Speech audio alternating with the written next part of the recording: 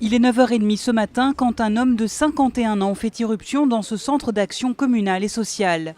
Cet agent de voirie, déjà connu de la police, est alors armé d'un couteau.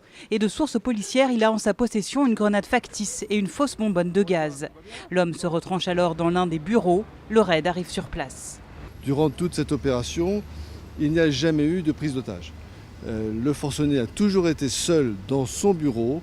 Et la négociation s'est toujours déroulée entre lui et le négociateur sans aucune autre personne qui est intervenue dans cette affaire. À la mi-journée, le quinquagénaire se rend au négociateur du raid sans violence. L'homme se prénomme Dominique, il aurait déjà fait parler de lui en entamant une grève de la faim il y a plusieurs années devant un office HLM de la ville, un employé fragile psychologiquement.